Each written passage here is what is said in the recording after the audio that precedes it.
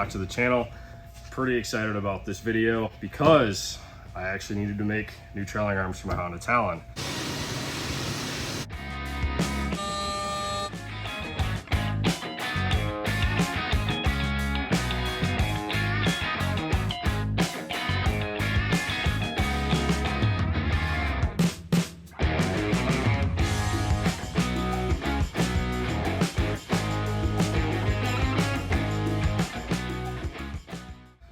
Guys, I know we don't do a lot of side-by-side parts. To this day, we only really sell intake kits for the Honda Talon, but we're moving into making chassis components. So we're gonna be doing everything from trailing arms to radius rods to A-arms and all kinds of goodies.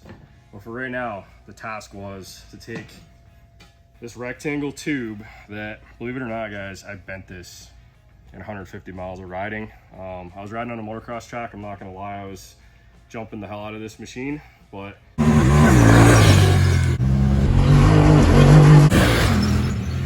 this thing is actually curved, so the only thing I could come up with was fire up the milling machines and design a nice billet trailing arm. Now, as you guys know, the Honda Talon has a ball joint in the back, and they actually do have this little guard welded on here. Now, the issue with that is the second that boot gets torn, this ball joint actually will get blown out. So the first task was building an arm that basically held a 1-inch uniball. Now, it's a 1-inch bore on this uniball, and the actual OD of the ball is about 1.5 inches. So it is oversized from the factory one, quite a bit larger. Now, doing that, we have to make a custom stud. So we're gonna make a complete new stud that's gonna be made out of 17.4 heat-treated stainless steel. And that's gonna make the back of this as strong as I'd like it to be.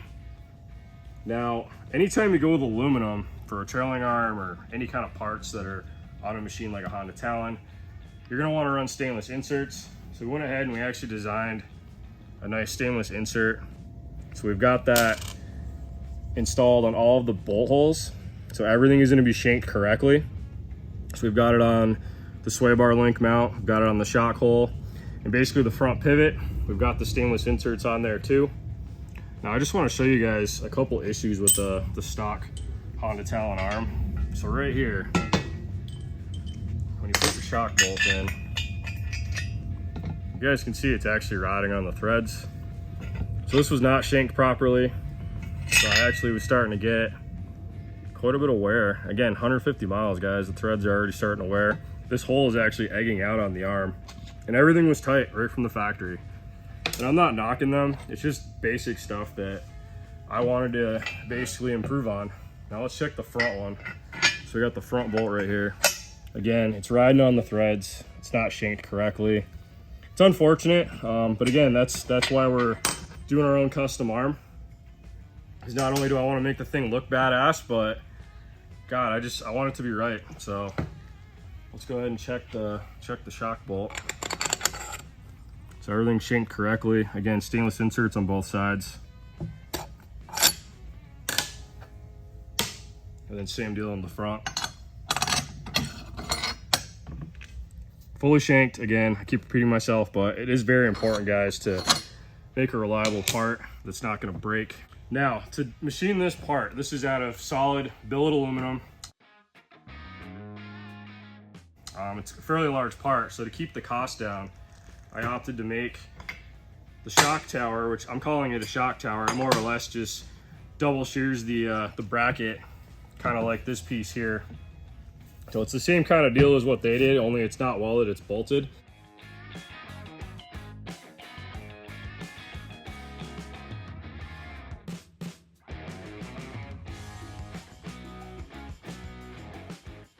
Now, anytime you bolt something on, I mean, you're gonna have the ability for those bolts to shear off. So if you come up closer a bit, I can show you how I combated that. So guys, other than having this just set right into the arm, we've got about 300 thou worth of engagement right here on the bottom. I've also got some dowel pins. So that locks in. And we've got tapered bolts. Again, these are shanked.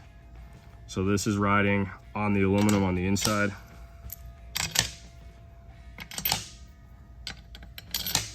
That's gonna go in just like that. If you wanna walk around the back side, I can show everybody the hardware on the back here.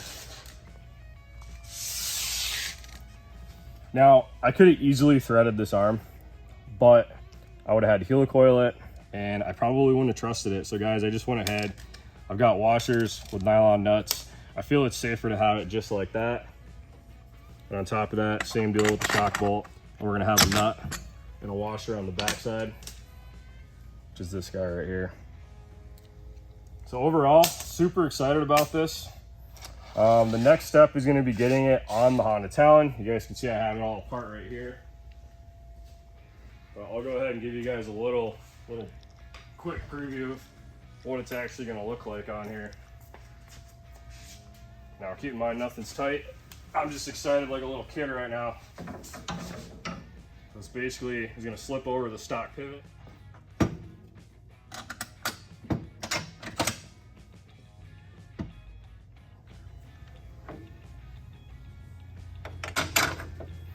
Just gonna rest it in there for now. Again, guys, this thing is not ready to go back together. This is my first time installing it. Now, if you're wondering how did I design this without test fitting, I use my 3D scanner. It's amazing what you can do with a 3D scanner.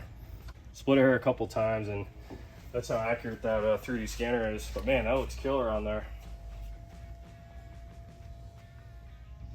I had to grab the camera, I was so excited. Man, that just looks so different than the stock one. And again, we've got the heavy duty uniball in the back, so I'm excited to see how that holds up. So I'm gonna get this thing finished up.